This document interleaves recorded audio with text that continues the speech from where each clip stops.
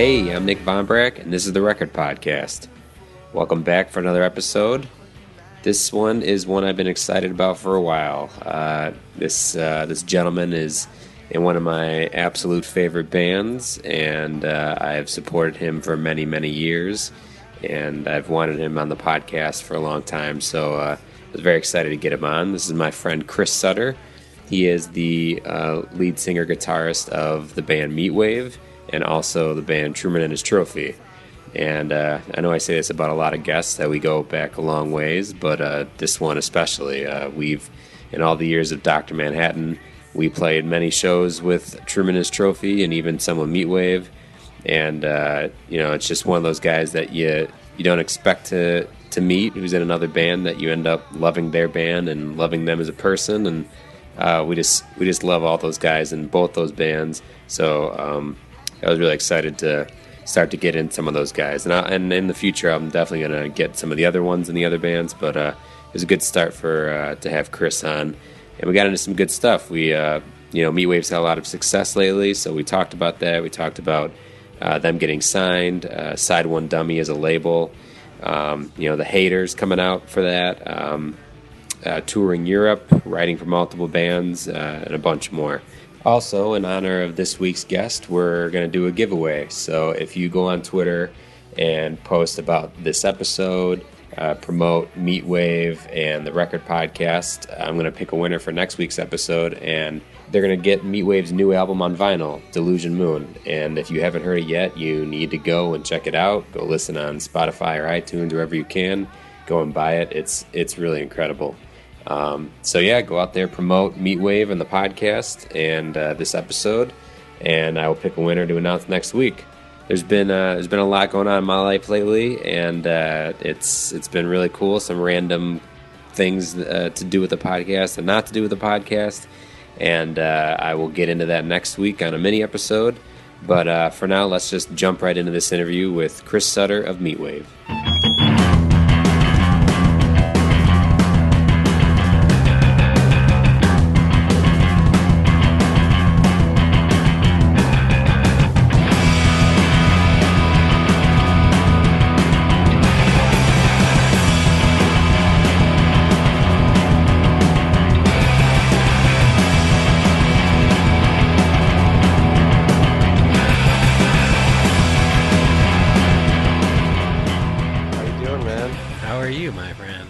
I'm good. Can you hear me okay? Yes, crystal clear. Okay, great. How about me? Yeah. Good. It's good. Skype, who knew? It's the future, man. That's awesome. What do you find yourself doing on such a beautiful day? Oh, I'm just sitting in my front room here. I was going to go practice, but it looks like we're not having practice. So I got to work tonight. So I'm just chilling, trying to finish some music up. Yeah, chilling. And where are you working at? Pizza place? No, I'm working at this bar called Scofflaw, which is it's like every weekend, which kind of sucks, but the money is pretty good. So I'm just doing that right now, and it's okay. Are you bartending or what? No, I'm like food. It's called utility, which is like a fancy word for food running and busing. Okay. So it's like a really kind of cool, it's a gin bar. Ooh. And that is very cool. I haven't seen any of my friends in there, so if that says anything, I don't know. So it's really cool. Yeah, I don't know, but it's fast and intense, and it's good for me. I think it makes the time go by. I was gonna say, yeah, night shifts on that kind of job probably fly.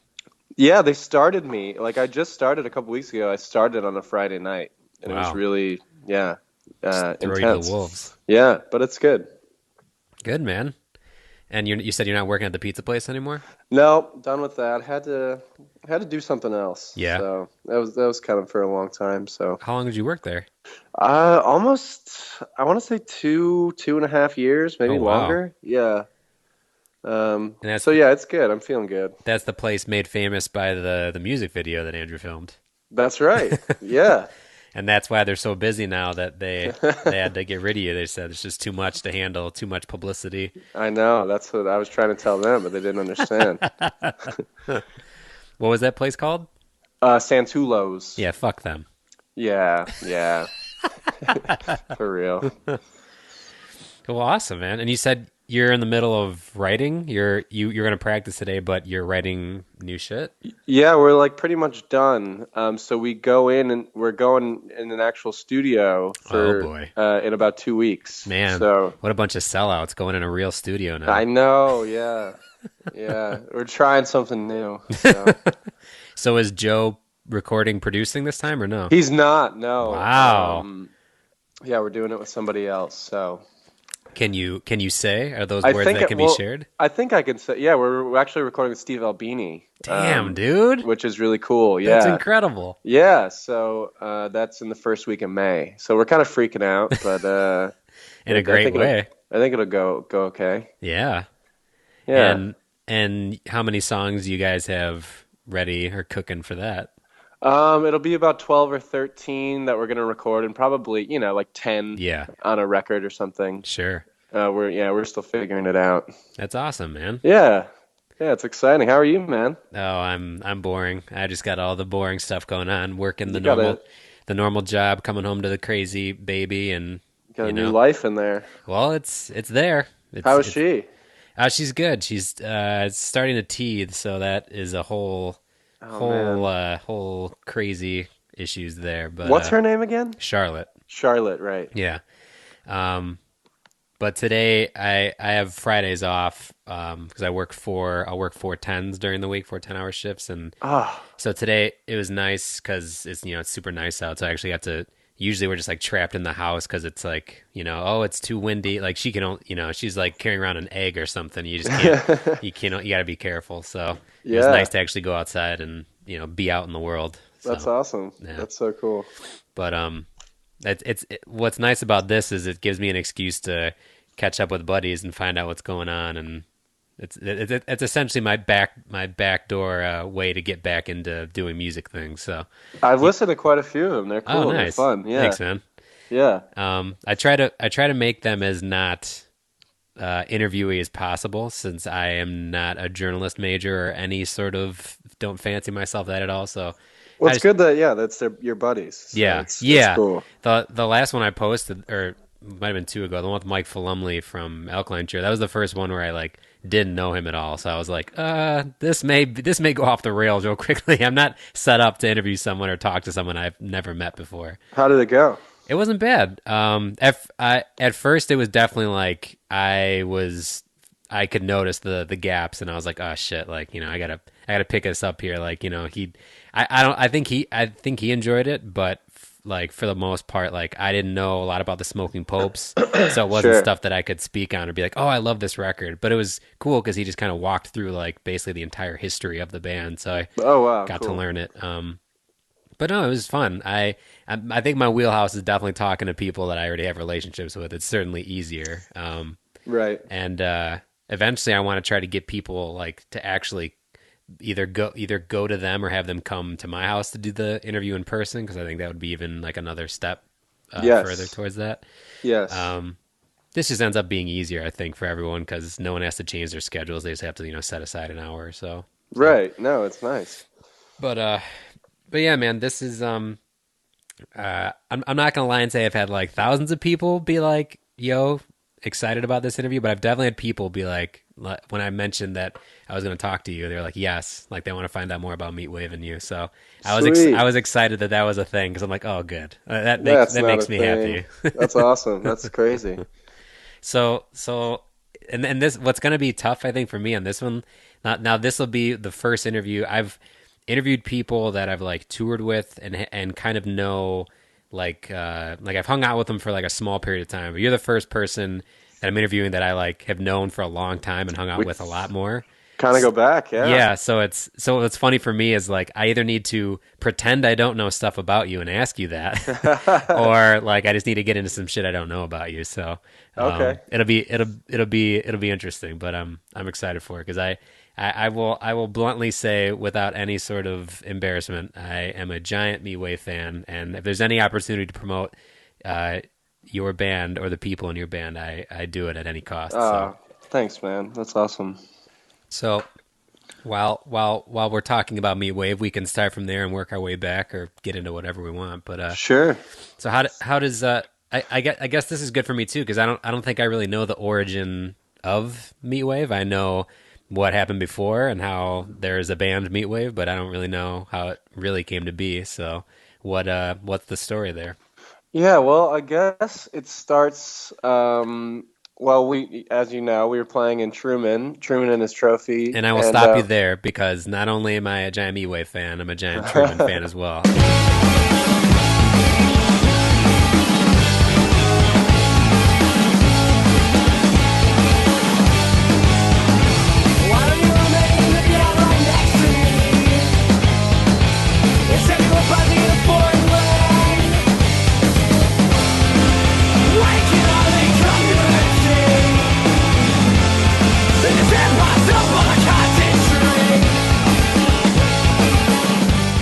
Basically been a giant fan of all of your work, and that's what made it exciting for me to be in a band that we were all friends, because it wasn't like, oh, I'm friends with a guy whose band I'm just like kind of pretending I like. It was like a twofold, like I like these people and I like their band, so it's like there's nothing better.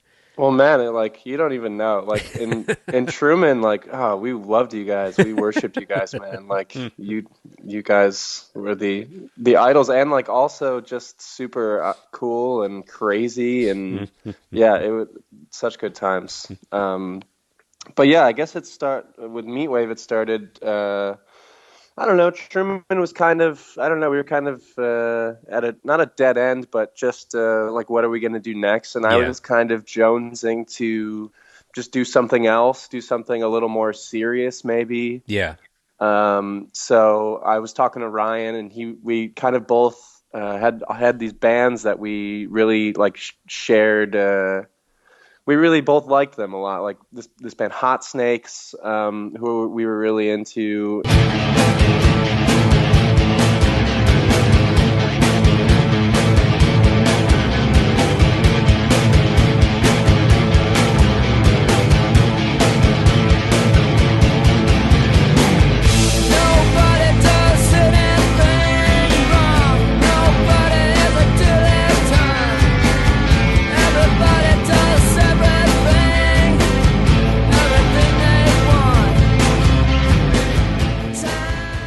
And Detachment Kit.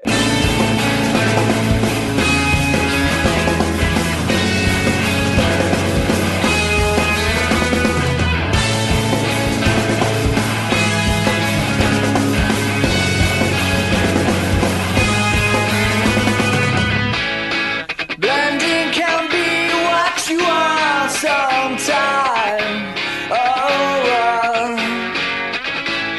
Skyscrapers each can bleed and swell.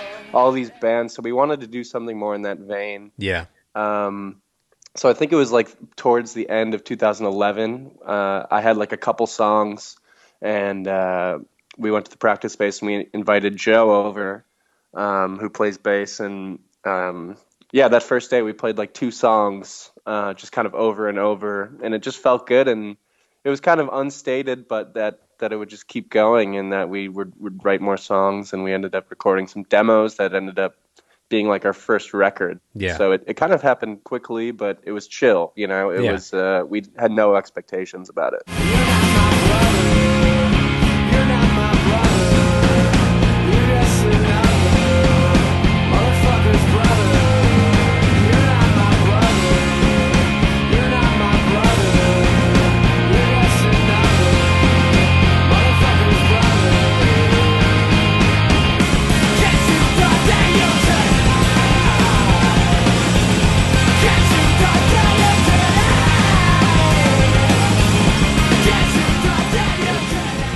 Best things happen when you're not like forcing yourself to write or forcing yourself to, I want to do this thing and I need to do it now. Like it came naturally, so that's why it became something awesome. It's funny, like there's that song Brother. Oh sure, one of my favorites, absolutely. Nice. But like I never thought my mom would hear that, you know. And like that's how I thought it was just like a side like little thing, you know. And you know she did hear it, which is cool, but yeah, it's funny how that works. I don't know. And Meatwave being a thing that is, like you said, started as a side project and eventually it's kind of like came in the forefront. Like when when we started a band, when we were in Musket Arm, and then we left Musket Arm for Dr. Manhattan, that caused issues like in our own little internal world of like close friends, and people were like, well, I love Musket, how could you do this, and blah blah blah. And then eventually people understand, like, I mean, I have to imagine that happened a little bit for you, like, and not to like, I'm certainly not poking at like, tell me about all these weird interactions you had, but like, was that a weird thing to kind of mind through? Because it's, you know, you've got Ryan, so that's the same drummer, and you're starting a new thing, but you're also still doing Truman at the same time. Like, I don't know, like that. I guess I've always been curious about that. Like, no, you're right. Yeah, it was a little strange, just because I think I wasn't as good as in communication as maybe I am now. So I could have, I don't know, I could have done a lot of things differently, but yeah, I don't know. Like, you're in a band with your best friends, and then you start this other thing with the guy who was in the band. So it was a little strange. Yeah. But it just took conversation, you know? It just took, like, you know, just telling people that this is what I want to do, and this is, you know, what I feel inspired in. Yeah. And people understand that. And we still do Truman, and those guys have a new band called Ditch Club, too, which is really good. So I think it all worked out. And Truman, Truman recorded a few songs a few months ago, and I think we're going to go back and do a few more, hopefully. So it's still a fun thing, and obviously I love those guys. I live with Frank. Oh, nice. I didn't know that. Yeah, I moved in July. So it's really nice. Yeah, awesome. It's all good. Yeah, and I think, like most things in life, yeah, if the communication's open and you're honest about what's going on, like, it'll suck at first, but it'll eventually, you know, it won't drag on as long. It won't be like this whole ongoing personal thing. But when you skirt it, or like you try to find other ways to go about it, that tends. It's like, it's not to say it's like breaking up with a girlfriend, but it's something of like, yeah, you have to handle that in a way that's like, you got to be honest about the situation. Like, it's not I wasn't ready for that. Yeah, I didn't really realize that, but it's totally true. Yeah. But yeah, it's all good. Well, that I like to hear, because I would never, because like I said, I like Truman and Meatwave, and they're not, while they are similar, they both rock and they both get me feeling good and smiling. It's in different ways, and being the person who is in both bands and who primarily writes the music, like, another thing I'm curious about, and I don't know if I've really gotten into this with other interviews. I've interviewed people who have been in multiple bands at once, but weren't the like main songwriter of both. Sure. I guess what's that process like for you in terms of, you write a song or you're writing a song? Do you automatically know, like, okay, this is a Meatwave song, or have there been times where, like, well, shit, like, I could see this being either, or like, I guess, yeah, where's your head at when you're writing? Well, I'm really into the idea of like doing a project, like focusing in on like one group of like a group of work. So like right now I'm in Meatwave world. Yeah. And we've been writing and writing and writing, but I shouldn't say this, but I can't wait to get out of this. You know, I can't wait till we're done so I can, you know, do some like focus in on some Truman stuff or some new stuff, you know. So it's kind of like I have a one-track mind in that way. But I don't know, there's like little, like you just have ideas in the day, and I always like record them on my phone, just like me stupidly singing a song, you know, like a riff or something. And there's been a lot of that, so I think I like to go back to that, and like, oh, this could be a cool Truman song, or this could be something completely different. Right. So yeah, I'm looking forward to that. That'll be good. And like you said, like, while you're knee deep in the Meatwave stuff right now, so the promise of something or the next project, I think that's totally what it is. It's not like a grass is greener thing. It's just like, I think when you're on the cusp of doing something, that's like the most exciting time. But then when you're like really into it, and it's all the work and all the, you know, the actual putting in all the hours towards it, it's not like you're like, well, screw this, but it's like, you know, like, yeah, what is the next thing I'm going to get into? Like, that's, you want to have something on the horizon to be excited about. It doesn't take away from the Meatwave recording process or anything, but like you said, it kind of amps you up to want to do good at that so that you can move to the next thing. Totally, yeah. And I think it's just fun to do different things too. Yeah. You know, just like the opposite of what you were doing Right. is creatively exciting. You know. Yeah, yeah. I interviewed Josh, who was the singer of Kiss Kiss, and we were talking the other day, maybe like a week or so ago, and Yeah. we were talking about so now he works doing like giving guitar lessons, like, and that's kind of his like how he makes money. Okay. And what I said was like, oh, well, that at least that's cool because you're still in the music world. And then his point was like, well, I kind of think what you're doing is cool because like it's completely opposite, so that like there's nothing taking away from music. Like you can have that work which is not music at all, and then you can, when you want to play music, like that's all your music to do. Yeah.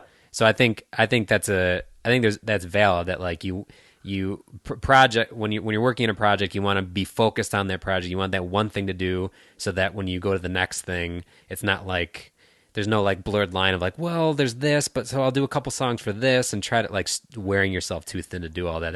It just seems like a lot to juggle potentially, being in multiple bands, being the main songwriter of multiple bands. Like, yeah, I would think like, oh shit, like where's the line? Like, yeah, how does that get tricky at all?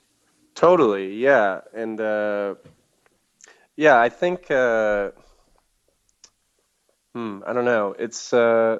Yeah, it's not as hard for me, I guess, just because I like one time Meatwave and Truman played like the same show.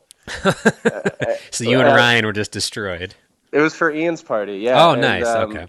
and I'd never want to do that again, just because I feel like they're just two completely different things to me, you know, Right. and it's just like two, not personalities, but just like two voices. Sure. And it's just too much, I think. Yeah. Too much of me, you know, for people, and too much. They just should separate but equal, you know. Yeah. Wait. No. Are we but drawing you know what I lines mean. to say? Yeah, you know what I mean. That's good. That's a good way to put it. Yeah. I just imagine that Truman plays, and then Meatwave plays, and there's people in the crowd going, "Too much Chris, too much Chris." Like, I'm enough sure of the there were. Chris. Yeah, it's too much, Chris, for sure. There's no such thing. I would love to see that show. But I think the way you're going about writing, that's the best way. Like, focus all your time and effort into one thing at a time, and don't stretch yourself too thin, because then you're taking away from the process for writing for Truman, and that's, you know, and you're also taking away from Meatwave and then other projects that you're doing. So Yeah. I think that's kind of the way you have to do it to like keep yourself sane. Yeah, totally. And it's just music, you know. It's Yeah. like it's fun. It's Right. awesome. So it's everything should be given their respectful times. Right. And speaking of fun, and it should be fun and all that, have you noticed a change at all? So Meatwave's on side one dummy now. Right. And this album you're recording, this will be like the first one that wasn't already in the can, right? Like you had recorded Delusion Moon and then brought that Yes. to them. That was already done. Was that Yeah, process? that was done for a while, Okay. and then we gave it to them. Yeah. So this is the first album that's like you're on the label and now you're recording an album for side one. Right. Is there any kind of feeling or tone or change of like this is business now, or like it's more serious, or are you just going with the same kind of like, nope, I'm going to treat this the same exact way as we did the previous album? Well, I've never worked as hard on something as I have for this next thing. Yeah. So it's like when we got back from tour in February, I kind of like against my better judgment chose not to like work. Yeah. So like just every day I was home just like working on music, which I think it was good and bad. Yeah. Because for one, it's like, yeah, that's all my energy, which is what I've always wanted to do. Mm-hmm. But in another sense, like I think you need to, I don't know, sometimes the best kind of ideas or, you know, little jingles or whatever come when I'm working or when I'm doing something else, Right. you know? Yeah. But yeah, I don't know that like when we came home we went to Europe in May, and I remember like I was feeling so good, like just so great and just ready for the next thing, Mm-hmm. the next Meatwave thing. And I was like, you know what? I'm gonna write something that's like more uplifting and like more positive. And then I came home and just wrote the darkest shit. Like this, like it is, like that's why I can't really wait to be done with it because I don't know. You'll find out when you hear it, I guess. You'll find out. It's a very like personal thing for me. It's a little more vulnerable than anything I've ever done. Yeah. So like in some ways it's cathartic, in some ways it's exhausting. Sure. But yeah, there is like thought of like what am I kind of leaving like for people like, you know, I don't want to be known as like this brute like negative guy because I'm not a negative guy, but I just for some reason gravitate towards writing darker, I don't know, darker music, I guess. Yeah. Well, I've come to find that too. I think a lot of people who are very positive and very excited, like that's kind of how you can keep that because like if you're truly a positive person who is looking that way, you have to any of those dark thoughts, any of those things that like you struggle with, you have to get it out in some form. So otherwise, it's like it's almost like fake or something, you know. Like there needs to be a a path for that or event for that. So I think you're gonna come to find too that like, and I'm sure you've already found this with some music, like you could write a happy song, but that doesn't mean that the person who listens to it is going to have a happy experience with it or positive. Like they may associate dark things with it and vice versa. That's true. You're going to write dark stuff and someone may look at that as like a way to get their darkness out and they're like, oh, that makes me feel better to hear this stuff. Someone else is going through something like that I've experienced. So like while you're in the trenches right now, like, dealing with all this, like this could be a way for positivity or light for somebody else who's going to listen to it. So that's a good point. Yeah, no, I would hope so. That's great. Yeah. I hope it's like universal. I think it is. Yeah. Yeah, you don't have to worry that you're gonna write this album that you think's a bummer, and every single person who hears it is gonna be like, "What a bummer! I'm so bummed. This is such a sad album." Yeah, right. Yeah, no, it'll be okay. I think. And that's what you should call the album. Just it'll be okay. Just let them know right off the bat. Like, I know that you're gonna go through some shit listening to this album, but it's gonna be okay. Yeah, you got it. So how to rewind a bit, how did Side One Dummy come to the table? Like you had the first before Delusion Moon, you already had an album, and right. What I guess how did they find out about you, or what was that whole process like? Did you have other labels coming to the table? Did you have like other people just kind of peeking in and checking on you? Like what was that whole thing like? Yeah, it was kind of there was a few other labels that we would just kind of hear that people were interested in, Sure. like, so we would hear like a few things and be like, oh, that would be cool. That's cool. But Side One Dummy, like was literally the only label that, they were really excited and really like, at the forefront of the conversation. And we felt like they understood us and wanted to help us. And like everybody who works there are like darling. They're like such cool people and such nice people. So and going into it, to be honest, we hadn't listened to a lot of Side One Dummy bands. Like I had the Warped Tour compilation. Yep. That was pretty much my extent of Side One Dummy. So we were kind of skeptical. Yeah. Just because we didn't feel we necessarily fit in that well with all the other bands. But it's a very eclectic label. They have a lot of things going on with them. Yeah. And we just felt that they wanted us to like, or they wanted to help us see our vision through, is what I think they said to us. Yeah. And it's been like a breeze. It's been really nice. So yeah, as far as I know, this upcoming Meatwave one is the last one in our contract, and then we'll have to figure it out. Yeah. Oh, okay. But yeah, it's been great. They're awesome.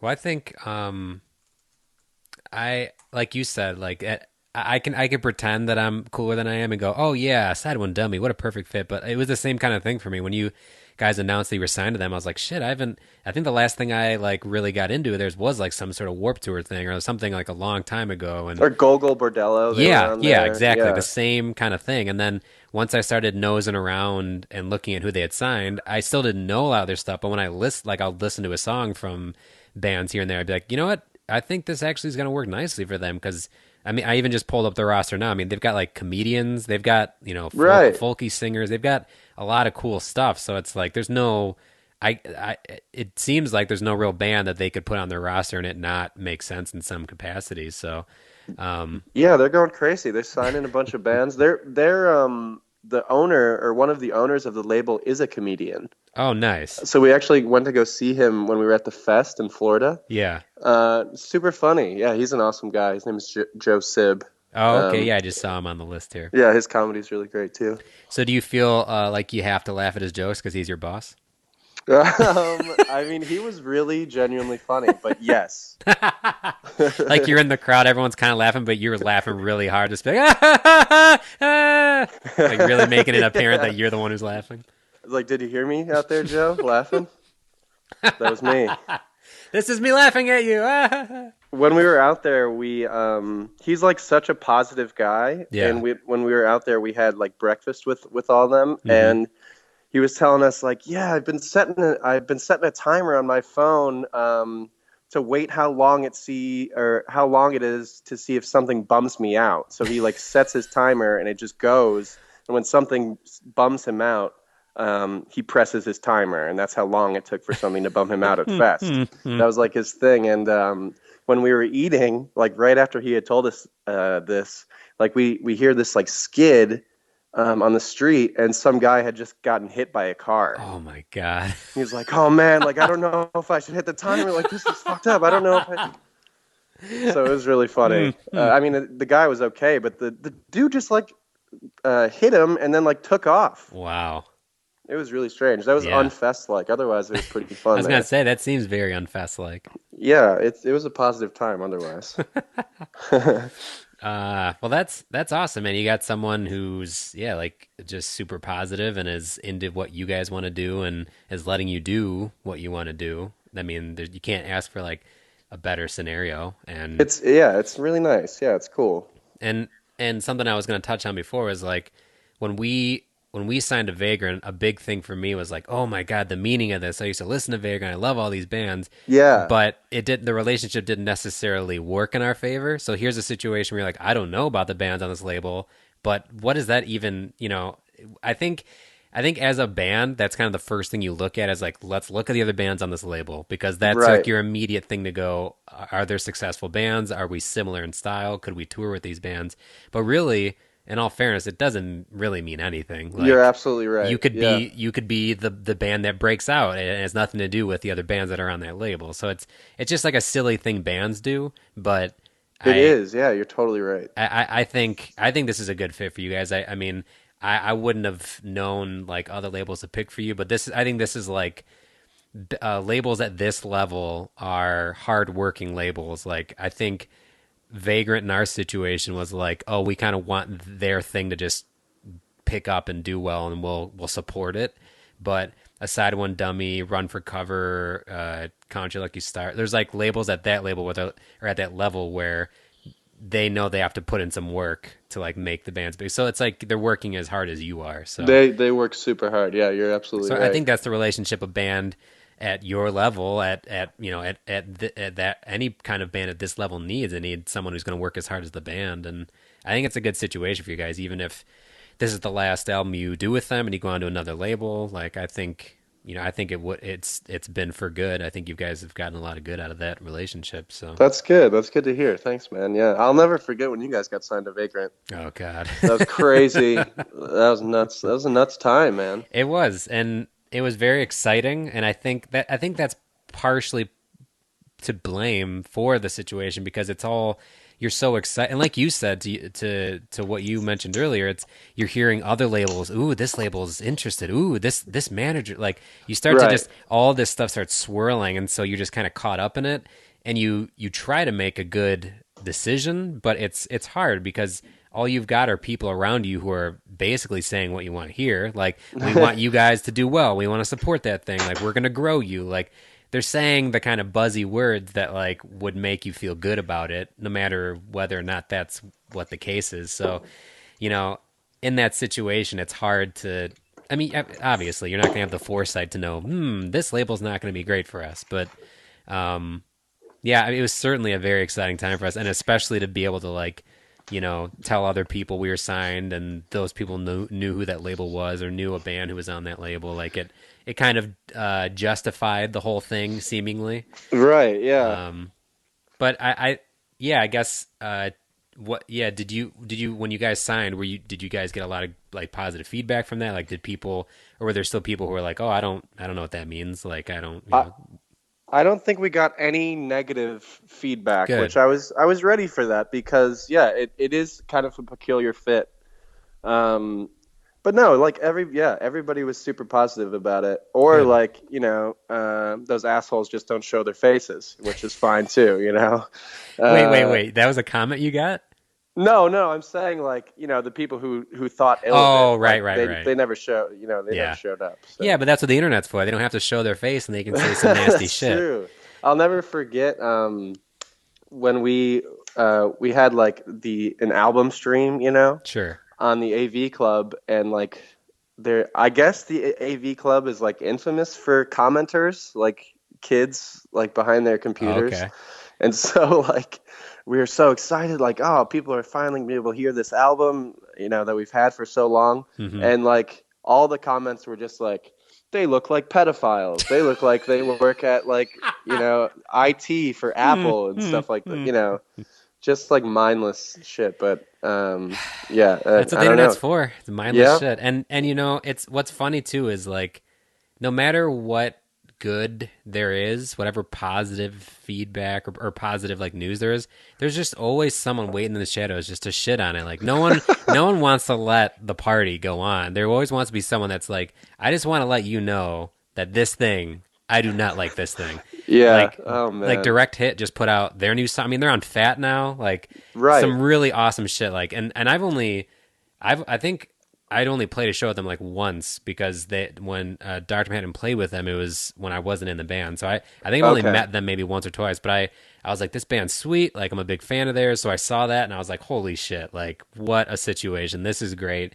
And I go and listen to the song, and sure enough, just people being like, this is Direct Hit 182, and like Oh Jesus my Christ, God. man. Like they just got signed to Fat Records. Like and you have to let that shit roll off you, but it's just like there's just always got to be someone to piss in the pool, man. Like Yeah. no one ever just wants to let this thing, like didn't anyone ever teach you if you didn't have anything nice to say not to say anything at all? I mean Right. Yeah. I guess. Yeah. That doesn't really matter anymore, I suppose. Yeah. I mean, yeah, you can be faceless, you can put out that stuff, but I mean, uh, and not to say that I support it happening. Like, on the other hand, if all you ever got was good news and positive feedback, then that leads to potentially having your head up your ass and never really being challenged to want to like do other things or write other things. So No, that's true. Yeah. there's that. Those I are my guess there's a thoughts too. place for it, but at what cost? Like, just Yeah, it's funny. I think those kinds of people, like there'd be no better situation than for them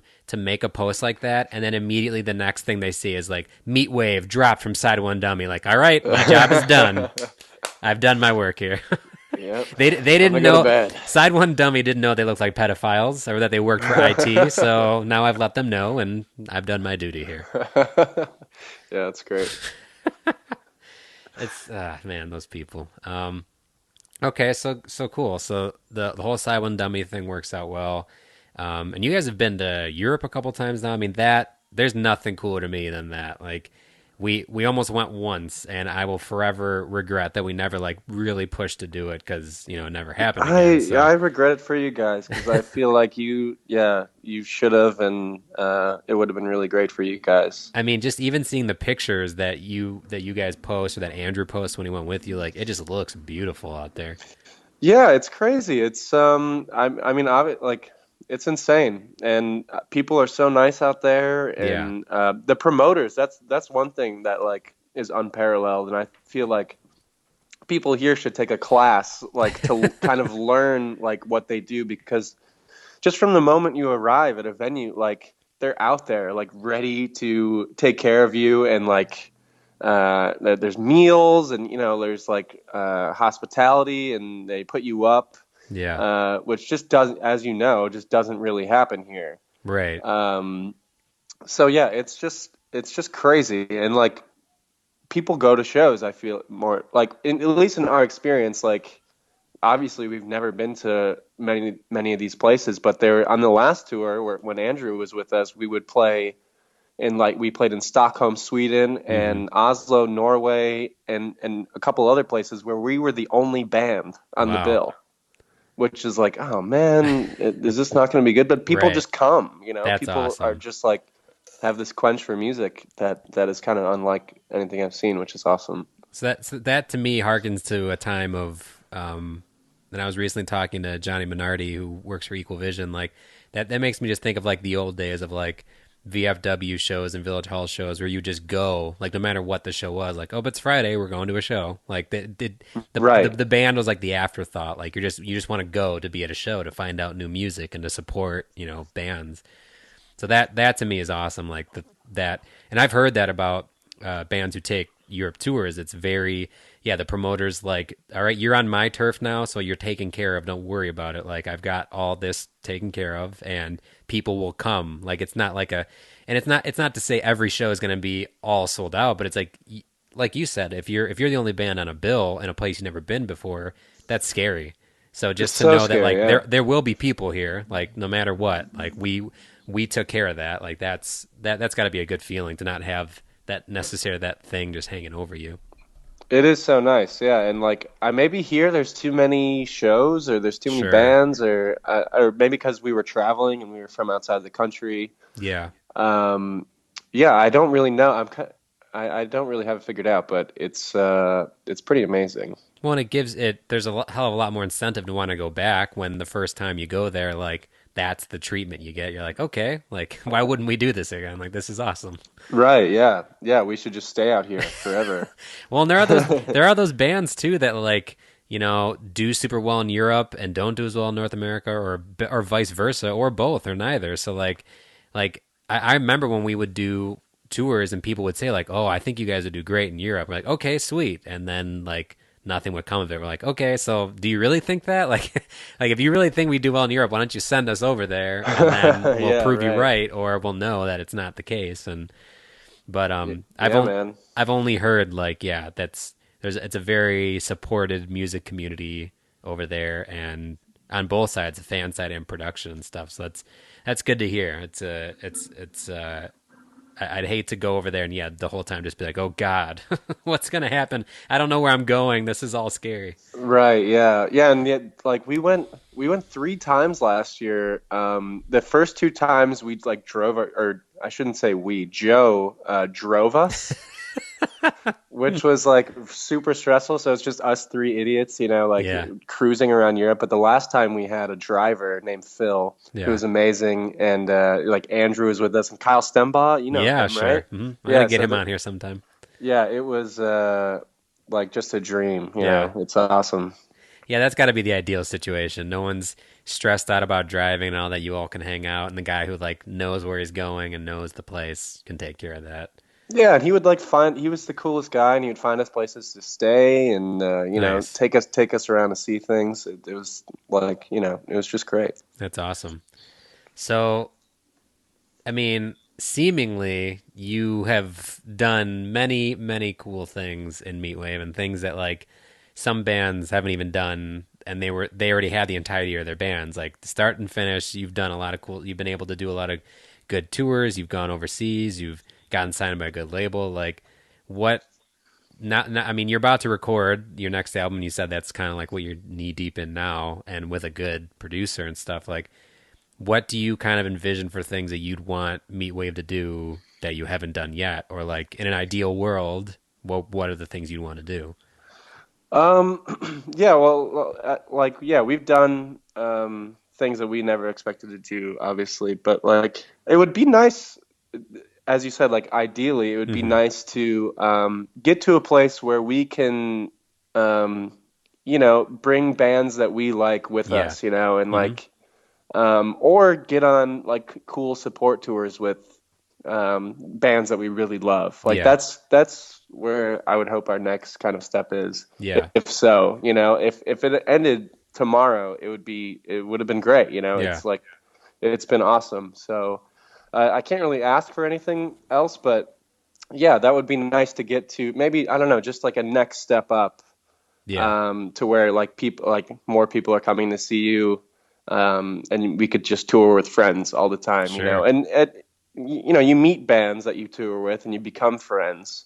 But you know, some like Chicago people, sure. it would be nice to like go out with them like all around the country, or you know, across, you know, the ocean, or Yeah. you know, so if Dr. Manhattan, you know, Dr. Manhattan Meatwave, Don't toy with me like that. I see it. Nothing would make I me see it happier. happening. We did a few Yeah, dates. we did, So that was and fun. my whole scheme after that was like, okay, now let's plan a bigger tour and let's do it. And then that was kind of the tail end of people being like, yeah, I don't know if I really want to do this anymore. I was like, ah, shit, of course. Maybe you guys are just taking a little nap, I think. That's what I like to think, but who knows? It may be hibernation or death, but either way, yeah, I was glad that we at least got to rip a few shows with you guys because that is the dream, being able to play with bands you love and are friends with. Like, there's no better Right. situation. Totally. And like I don't know if I've ever told you this. I always tell like the other guys this, that there would definitely be no Meatwave without Dr. Manhattan for sure. Uh, Like Thanks, man. you guys are the best for sure. Thank you, man. Love to hear that. Yeah, it's true. Well, seeing as, like I said, yeah, you've been able to do a lot with this band, and you've seemingly already done, yeah, a ton of stuff that other bands haven't been able to do, and you've got potentially dreams for doing more and being able to tour with other bands. Like, do you guys have your own booking agent here? I know you've got support in Europe, but Yeah, we have a booking agent here, and we have another guy who works with us in Europe. oh, okay. So you have people who are scouting and trying to get you on tours and do that stuff. You've got that support. Yeah, yeah. It's just you know, I feel like you got to be firm in what you Yeah, want, and maybe at times we haven't been as firm sure. in what we want. Not to say that, you know, it's all been so cool, but Yeah. yeah, I think you just have to have a really good idea of what you want to do, and who you want to play with, like, and what kind of, not scene that you want to be in, but like No, that's a good point. I but that being said, it's always been good for us to play to different audiences. Yeah. Like it goes kind of back to the Side One Dummy thing, where we didn't think that we were necessarily a good fit, and it's worked out. And we play with bands that we don't necessarily think we're a good fit with, and then it totally works out, and they're awesome, and their fans are awesome, and um, so yeah, I don't know. I guess just keeping expectations open to, and being open to different things. Has Side One Dummy offered any kind of like, yeah, like these bands are going on tour that we already support. Do you guys want to go out with them? Like, do they extend that branch at all, or is that kind of a Yeah, separate thing? yeah. There has been talks about that. I think maybe later in the summer Okay. we're gonna tour with the Side One Dummy band. Maybe Awesome. it's not for Oh sure, yeah, but yeah. um, but yeah, that's cool too. Yeah, they're super cool about that. And yeah, I think they try to, or like when a band's coming to town, like they'll tell us like, hey, they're coming to town, like you guys should hang out. So that Okay, I think they nice. want that, they want that familial Yeah, vibe, which is really good. nice.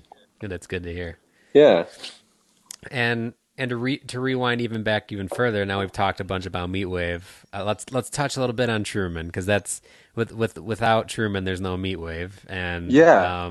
that's, like I said, that's a band that we essentially were like, brother or cousin bands, and it was like the most fun to hang out with and play shows with and be part of each other's albums, and like it was a very like family feel to being Totally. friends with you guys. So how does Truman begin? Because I know there's even a band before Truman.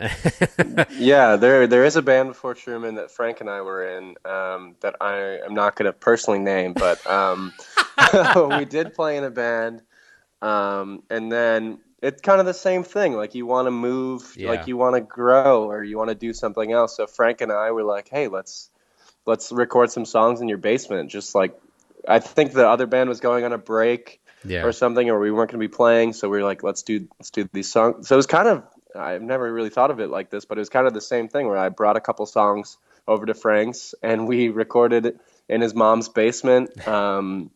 the first two Truman songs, which were Flower Man Party and Beardy Tastes. Where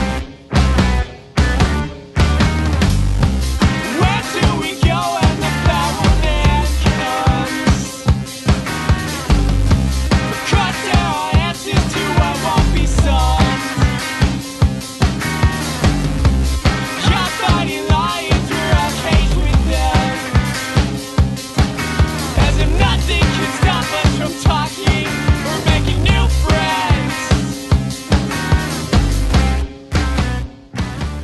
We did, and like we played all the instruments and stuff, and then we found that we had a show. Like we had booked a show with those Before Summer Ends guys. You remember those guys? Yeah. At their house. Was that the Globus? The Globus. Yeah. I was thinking about that the other day. I don't know why I thought Really? about it, but I thought about playing that place and there being a bunch of pizza and accidentally like scraping up the walls with gear, and their parents were there and like, no, that's cool. I'm like, what is this place? What's happening? That right was a now? cool place. Yeah, absolutely. So we found that we needed to like get a band together to play. So we got the first time I ever met Ryan was in Frank's basement because Frank knew Ryan through mutual friends or through school or something. So I'd never met him, and the first time I met him is the first time I saw him play drums, which Oh, wow. is like I just remember laughing like maniacally as soon as he started playing, like oh my, like because I'd never seen somebody play like that. Yeah, he's a fucking animal.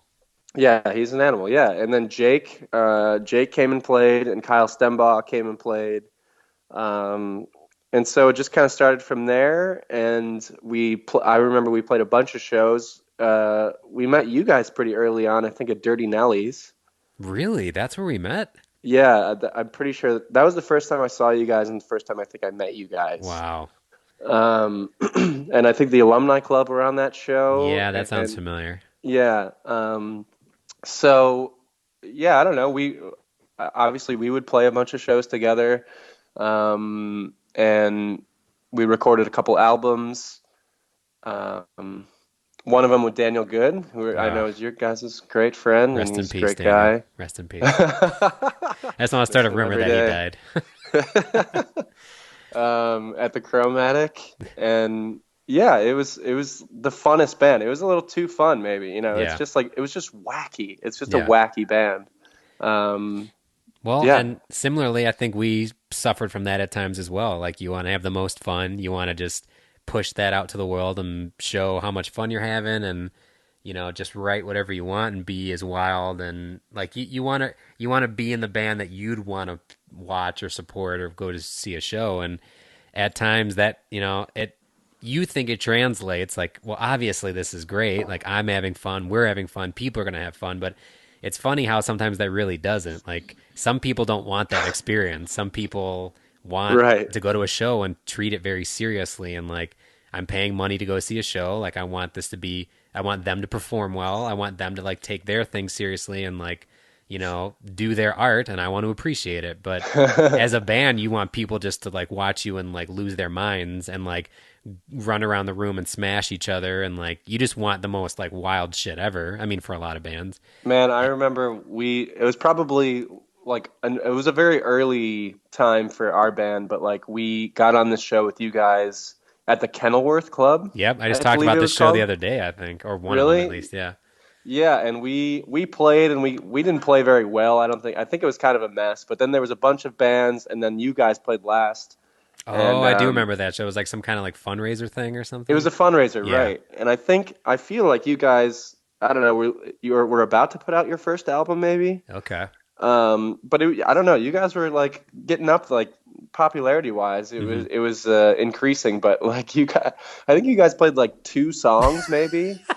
And or maybe your album was out already. I don't know, but like you guys played 2 songs. Otherwise, you were just like fucking around. I remember you played the Mailman, like, but it didn't have any lyrics. Yep, that was that so for a while. You were playing a bunch of jams and just kind of like hiding behind curtains and like yelling at each other. And well, we'll never forget that. We were like, oh my God, what is this? What is going on? So there's a prime example of like, we're literally just doing whatever the fuck we want to do or think is like amusing one another, and not completely keeping in mind that maybe that's not the experience people in the crowd want. Like, and to your point, you're saying like you're enjoying it. And right. I think that was kind of our thing too, is like, we want to amuse just the four of us in the band, but we also want to make our friends laugh and like have a fun time. And that's not to say that's all we cared about, but that was certainly very important. And outside of that, like we're like, oh, people will get it. Like they'll come around. Like it'll catch on. And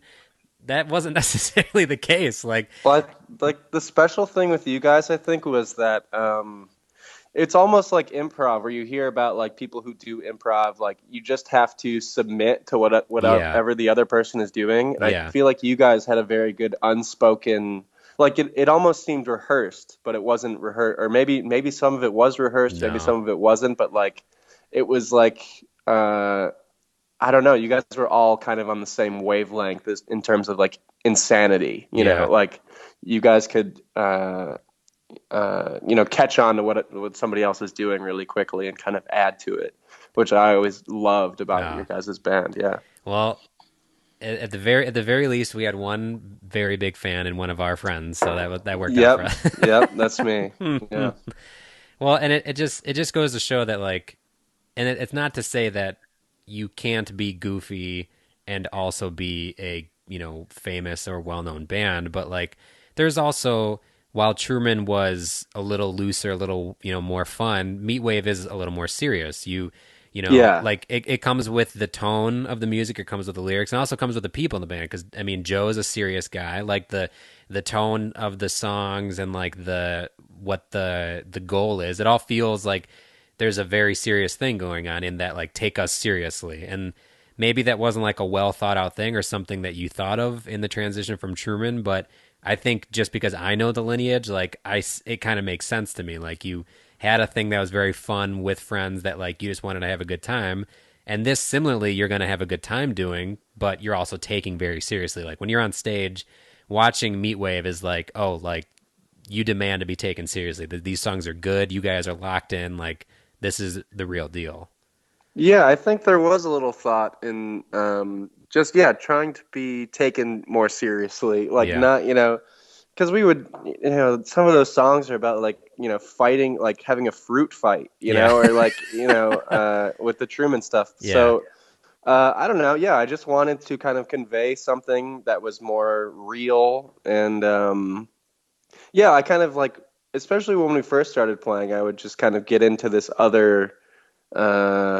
Not persona, but just like this other attitude or this other feeling, that this is like we're trying to do something here. So I don't know. Yeah, I think it's kind of lessened. I think we kind of loosened up a little bit, but I think it's serious music, so it's different for sure. Well, and I know you didn't name the band, but I will. But the band before Truman was Winter is Broken. Winter is Broken. Yep. But in all fairness, like. It kind of makes sense to me because I think Winter is Broken. That's not to say that like you guys weren't goofy or having fun, but like you were serious about that genre. Like you were trying to write serious songs, and then I think from that stemmed Truman, which is a little more like goofy and fun, and then from that stemmed Meatwave. So it's almost like you came around full circle, like to where you want to have a more focused or a more like honed in goal with what the band is. So I think from one stems the other, whether or not it's been purposeful or the way that things happen, why you did it. But it makes sense to me now looking at it. Well, I think it's just like you learn, learn so like that, the first band, Winter's Broken, like, I don't know what I was writing about, what I was feeling. Like, it's just like I was trying to emulate something that wasn't necessarily me, like I was trying to be like, other bands that I liked, not necessarily like being me. So I think it's maybe a process of, just becoming like, just trying to be more honest and like, yourself, like finding your voice, not to be, cliche or anything, but like that, I think that's really kind of how it went. Well, what's cool to me is that you've been able to be in not only bands with friends. You've been playing music for a long time now, and you've been able to grow, like each band's grown more and more, like in not only popularity but like the songs have become more complex, like the musicianship has become even tighter. So like being able to watch you grow as a songwriter and as a musician has been has been really fun for me because I remember when we started Dr. Manhattan, or at least in the beginning stages or the end of Muskenarm, I remember like a thought I had was like, I want Andrew to be in this band. Like, I love his voice. I love him screaming, and like I love his energy. Like, I want him to be in this band. And then I remember when we started that band and then started playing with you guys, like I had a similar thought about you. Like, I would love to be in a band with him. Like, he has a very like there's just certain people you meet along the way and things that you do where you're like, I feel a connection with that person. Like, I think I could write with that person.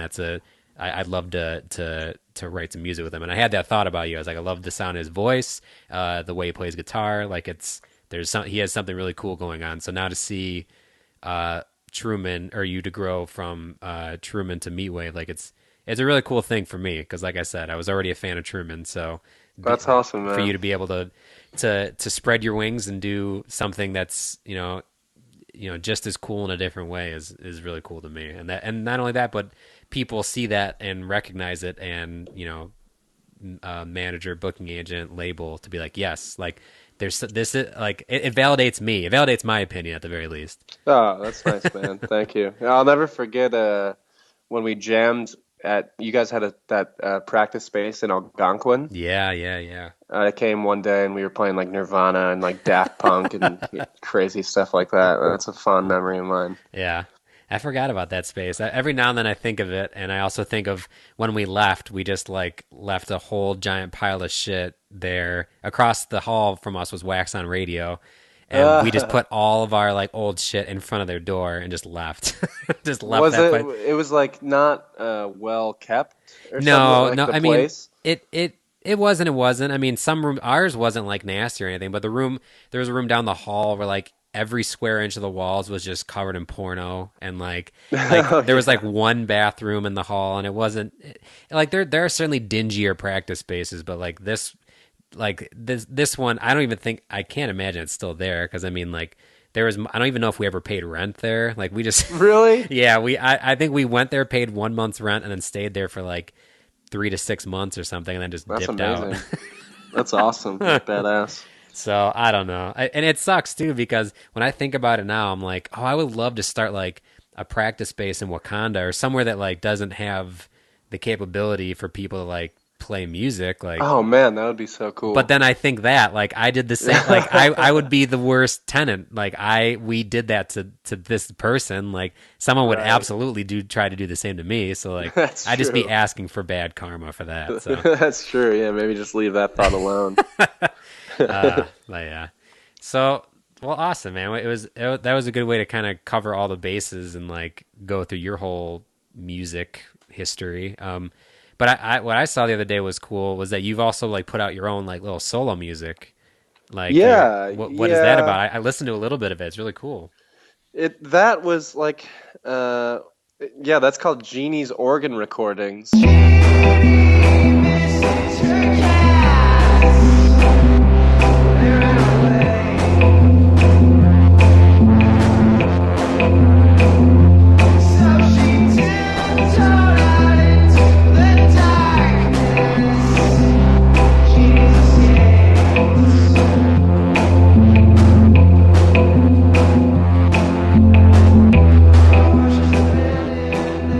I bought an organ when I was in Cincinnati, and I was just playing it a bunch, and I recorded a bunch of music, just like, just messing around, Yeah. like an hour or 2 hours worth of organ music. And then I put it all on my computer, and I spliced it up to try to make songs out of it. Mm-hmm. And so that's what that is. That's more of an experiment. I think there's more, like, not necessarily that, but I just love experimenting with music, and just trying new things. So I think there's definitely more of that to come. Meatwave will be done, like writing and recording pretty soon. So I'm like super eager to just do stuff like that. Yeah. So I already have like a couple things to brewing, but awesome. Yeah, it's I don't know. As you know, it's just like the funnest thing to do with your time is just make music. Yeah. So,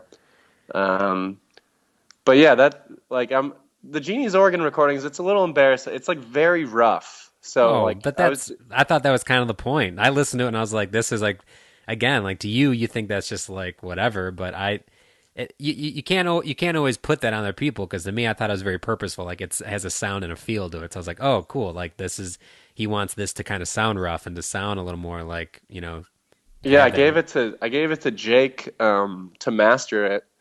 And I pretty much just told him like just blow the shit out of it, just like make it like sound awful, like Yeah. because I don't know, you just kind of want to mask. It's just very like being vulnerable, I guess, is good in the Yeah. long run, like feeling vulnerable. So Sure. it's there's a lot of that, but yeah, it's fun, you know.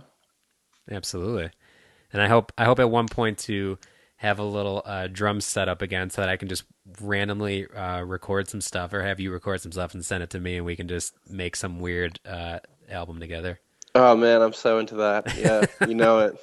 I think that's a big part of what I miss is like just like I'll miss playing shows in a different way, but even more than that is like recording or like writing and putting music together. Like I think that's the most fun time. Playing the music live is like that fulfills a different need, but Right. creating music with another person that like when you have that feeling of like, oh man, this is like when you're into it and you just get that like smile and you look at the other person and you like feel that with them, you're like, oh, this is the reason I did music. Like this is the reason I play an instrument is like that feeling. I mean, it is pretty amazing that it came from nothing, like out Right. of thin air, and now you have songs and music. Yeah, it is Yeah. awesome. Yeah. Yeah, let's do it for real. I'd love nothing more than that. Well, good, man. Is there any? I mean, I always have a bunch of canned random questions to reference, but no, I was just gonna ask, do you have any good like tour stories or anything that has kind of that you keep in your mind for like, oh, if Meatwave ended tomorrow, like what would be a good memory that you'd have of the Yeah, band? I was just talking about this with Andrew because he was with us. But when we were in it, you know, it's not across. It's in When we were in Denver, Yeah, we got to play the Riot Fest, which is really cool. yeah, But just that whole day was just very, very surreal because I don't know, you see people like who you respect and who you've loved their music forever, right. and you just see them kind of walking around and like eating and stuff. Like I saw the Jizza from Wu-Tang Clan just like eating right there, And what and was he eating? What was Jizza eating? I don't know what he was eating, but I was hoping to have an exclusive. Jizza eats a corn dog. yeah. But I do remember, or like a very fond memory is we were able to get on the stage for Drive Like Jehu, who is one of Oh, my favorite nice. bands. And so we're watching Drive Like Jehu from the stage, and the sun is setting, and Andrew and Ryan and Kyle and like you know it's just like Friend Yeah. City, and like we're like yeah we're here, this is awesome. And then I look to like my left, and there's Jack Black Wow. just like standing right there. So I said hey to Jack Black, you know, Nice. and it's just insane, like the places that you can find yourself. I don't Yeah. know. It's I'm sure you had a bunch of you know like memories like that too, where it's just like how did I get here? How am I Exactly. here? So yeah, I don't know. It's just like cool things like that you get to play and do, and Yeah. and I've just seen like so many cool bands. Yeah. It's like it comes back to that as just like reaffirming and seeing cool music that like opens your eyes to more stuff. I feel like a lot of people are like, or not a lot of people, but maybe some people are, you know, they like what they like they liked Right. what they like when they were growing up. They like stick to that music. I'm like kind of the opposite, where I'm just always kind of seeking Yeah. new stuff, you know. So to be able to like be around so many bands that are playing and like kind of pushing the envelope, that's like the best, and it just like opens your eyes and your mind to like you know what music is and what music can be, and Yeah. um, yeah, it's great. It's the best. Well, I think as a creator too, you have to be seeking because, like, I've noticed when I was in the band and I listened to all kinds of new stuff and was around new music all the time, like, then that caused me to want to even just create my own music on the side. And since then, since I'm not around it as much, I definitely feel the difference. Like, when you're in that environment, when you're around that and learning and like picking up on new stuff all the time, it just like even subconsciously just drives you to create more. And then when you step Yeah, away from it, you notice the difference. Like, oh yeah, like that drive isn't as it's not as there as much anymore. man. Yeah, you just got to make another Princess Dinosaur record, and then That oh man, that whole process is so hard because that's kind of that's yeah, what I'm referencing is like when I was in the band, I had I just noticed I was just creating ideas more for that kind of stuff, and since then, like if I pick up a guitar or anything, like I just nothing happens, and I know that that's what that's from. Like it's not being in that environment, like I would think I would not think the opposite, but I would think like, oh, I have a job where it's not music-y, so I'd come home and want to create music, but like that void gets filled with other stuff. So like of unless you're kind of course, around it and it's like seeping into your brain, then yeah, it kind of like that little spot in your head just kind of gets filled with other stuff. So it's a shame too. And I actually thought the other day I was like, I kind of wouldn't mind getting like guitar lessons or something that would like maybe spark my interest to want to write more. Or, like because when it comes to guitar, it's like when I play piano, I'm just kind of like throwing my hands at the instrument and seeing if something sounds good, but I don't know what the notes are. I don't know how they relate and like what could like make the next thing sound better or good. So like it was something I always wanted to learn in the band, like the actual work behind the musicianship, but like yeah, learning drums first kind of just taught me to want to throw my hands at an instrument instead of like go, oh, what's the real thing behind this music, like how can all the notes play together. Like I just smashed right. at the drums for years, so like that's kind of the way I play other instruments. I just kind of smash at that instrument. So Well, the internet is an amazing thing, that's man. true, that's true. It's yeah, but yeah, I know you. I know you got it in you. I know there's gonna be some more stuff from you for sure. Well, I know it's coming, at the very least, I'll write a children's album, dude. Yeah, you should. who Does she knows. like show an interest in music at all? Well, I mean, she definitely, when we put on music, she perks up and like likes when we sing to her and stuff like that. And I've tried to play just even the guitar around her, and she's kind of interested. I mean, she's so young that it's hard to tell, but like, Right. Jen knows how to play piano. Like she learned how to play piano, so I think something we look forward to is like Jen teaching her piano and learning that stuff, and then eventually, I'll have drums set up again and stuff so she can knock around on that. And yeah, I mean, if it comes naturally, if she's not interested, I'm not going to be like, you will learn these instruments and make me proud. But like, yeah, You see that movie Whiplash? exactly. Yeah, Yeah, you that's should be like that. just already at 7 months old, just whipping cymbals at her. I mean, Yeah. yeah, but we'll see, man. I'm excited. I'm excited to see if she doesn't get into it, that's fine, and if she does, then that's cool too. So Yeah, that's amazing, man. That's amazing. no, but Really. I am very excited for the next. I mean, I didn't even know you guys were recording with Steve Albini, so that's like another level of excitement for me to just be amped on what's coming from you guys, and Thanks, man. knowing that the three of you, what we already do is so good. I'd be very surprised if I didn't enjoy the next thing. I love what you guys do, so I'm hoping at some point the Von Brack family can make our way, and I can bring Charlotte to her first Meatwave show at some point. Oh So man, yeah, let me know. Yeah, that would be amazing.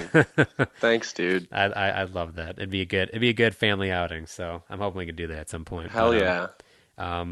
Yeah. As soon as there's anything to listen to from the new album, I'd love to hear it. I'll send it your way for Yeah, sure. Yeah. I'm very excited for you guys, and I'm just proud of you guys. I don't know Joe as well, but I've come to know him, and I'm a big fan of his. But like I said, I've known you more so than anyone out of all of them, but I've known you and Ryan for a long time, and it does my heart well. Whenever I see any good news about MeWave, I'm like, oh yeah, those are the boys. They're doing it. Like it warms my heart. It's like the same feeling of when good things would happen to us. I'm like, oh, I'm a proud papa for you guys. So Yeah, man. Nah, I look to you guys for sure. I do. Yeah, wholeheartedly. well, good. I'm very excited for you guys' future. So I hope we can do this again at some point too, and just eventually be able to talk about how the process was for recording with Steve Albini, because that's super cool, and Yeah, man. be able just to get into what the next steps are, because I know there's a lot like what ifs right now, like, oh, we might tour this band, might do this stuff. So I think there's a lot of exciting things for you guys in the future. I'm raring to go. I'm raring to see them happen. Cool, man. Yeah, thank you. It's awesome. Yeah, thanks for having me. Yeah, man. I was looking forward to having you on, and like I said, we'll definitely do it again. And appreciate your time. It's a beautiful day outside, so you gotta go to work later, so you gotta have some time to enjoy yourself today. So Yeah, let's go step out in the sun. yeah. Go get a slice of Santulos. No. No. Well, good, man. Hope work goes well. Hope that new gig goes well, the gin bar. Thank you, dude. Yeah, man, keep me posted on the new shit. I'm very excited. Cool, I will. Yeah, say hi to the fam for me. Will do. I absolutely will. All right, I'll talk to you soon. All right, buddy. Take care of yourself. All right, bye-bye.